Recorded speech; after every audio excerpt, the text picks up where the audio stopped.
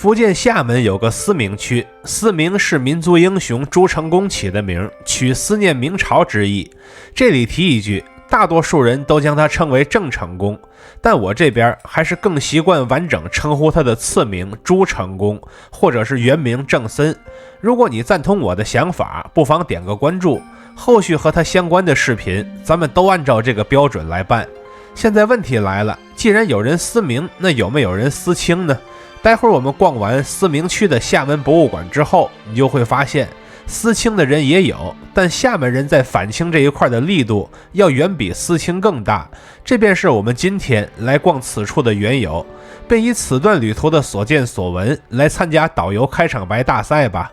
大家好，我是徐工，這次一定點關注，下次旅行不迷路啊！我目前在这個地兒是廈門的市博物館啊，待會兒咱們就來一起好好的逛逛這兒。我是2024年1月去的。地鐵人才中心站下車，步行10分鐘即可抵達。現場發現周末還有博物館之夜。我們率先進入廈門歷史陳列，照例從舊石器時代開始看。青銅時代的陶器當然也不能少，原始人的模型也照例是有的。後一組模型乍一看差不多，其實是考古學家的模型，完全不一碼事。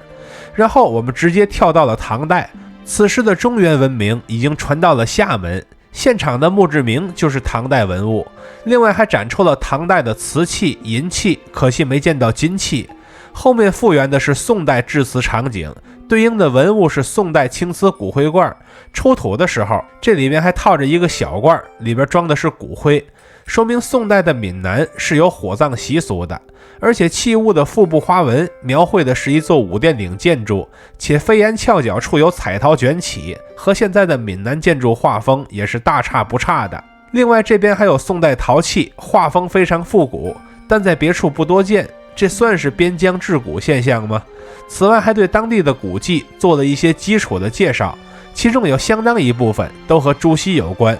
因為他在同安當過官。另外廈門在明清两朝也是海防重镇，明朝军民曾在廈門擊退倭寇和荷蘭入侵者，他們一般把荷蘭入侵者稱為紅夷，名字來源於荷蘭人的髮色。之後介紹了朱成功修建的抗清工事，還有很多和朱成功相關的古蹟介紹。下次去廈门的時候，這些地方我都會去。最後也提到了朱成功驅逐荷蘭人並光復台灣的往事。清朝篇包括大清愛國忠臣施琅攻取台灣之事，以及鴉片戰爭期間廈門被迫開放通商之事，同時介紹了在鴉片戰爭期間戰死的老將陳化成。附近文物是一個虎字碑，黑神話裡虎先鋒的虎字就是這麼個寫法。此外還介紹了一些炮台，這個改天看現場版的。其實早在朱成功時代，廈門就已經是貿易要道了。清朝的廈門也設了海關，不過在簽了條約之後，廈門就淪為了半殖民地，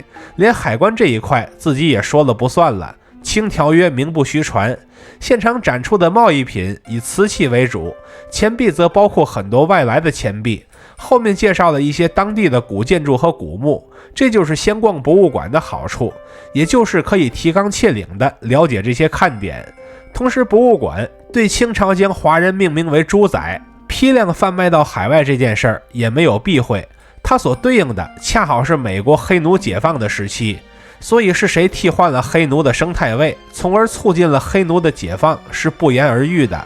這些被販賣過去的華人連正經工資都沒有，他們只能領到一種在莊園礦山內部流通的錢，這個叫做豬仔錢，在園區內只夠勉強活着，出了園區都活不下去，這不就是緬北的祖宗嗎？再往下進入了反清往事篇，其中的小刀會曾在廈門一帶起義，殺死不少清兵清將，對應的文物是小刀會的小刀，之後便是辛亥革命了。其中有很多祖籍廈門的華僑都踴躍參與，最終在眾志成城之下，廈門終被光復。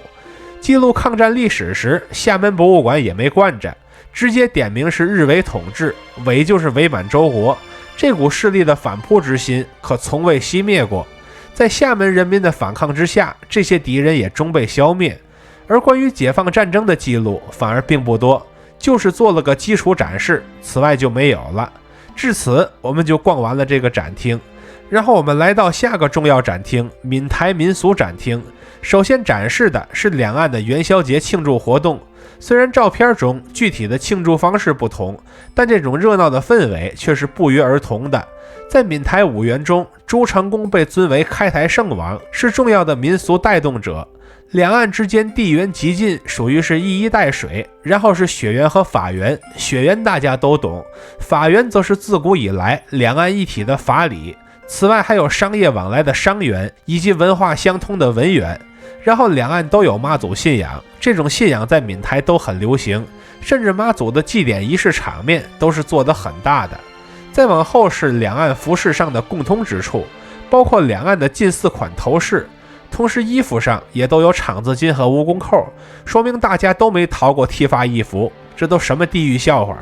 再往後是流行於閩台的薄餅遊戲，當初朱成功駐軍廈門時，他的手下發明了薄餅遊戲，變相給士兵獎勵月餅，以緩解思鄉情緒。現在的薄餅遊戲仍在兩岸流行着。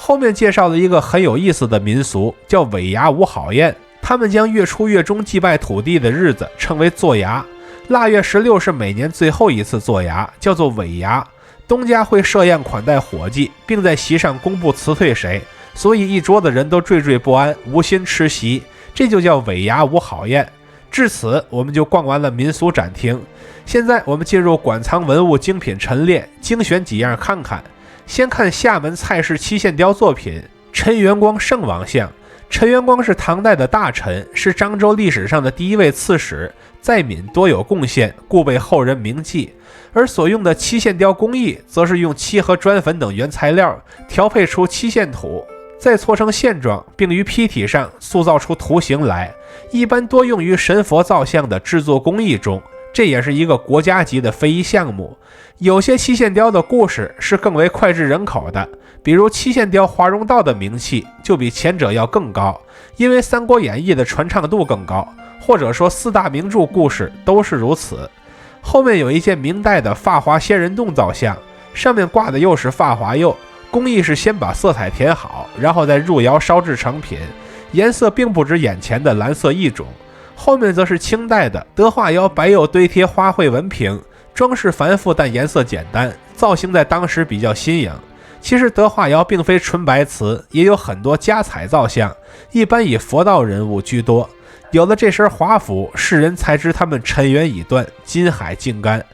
至此我們就逛完了廈門博物館，基本上是挑重點看的，但那也已經足夠了。像是清朝將中國人成批往外販賣的這些事兒，以及清朝各種起義的事兒，很多人都是最近才知道。其實這些都不是秘密，它都是在博物館裡公開展出的內容，只是以前大家沒有刻意關注這些罷了。而廈門世博在還原這些歷史的時候，基本上保持了一個公正的態度，不像某些城市的博物馆總在潛移默化地美化那些歷史，所以我們就能在這邊看到更真實的往事，距離真相自然也會更近。看到這裡的朋友，歡迎點讚、收藏、加關注，和徐公一起讀城，一起旅行。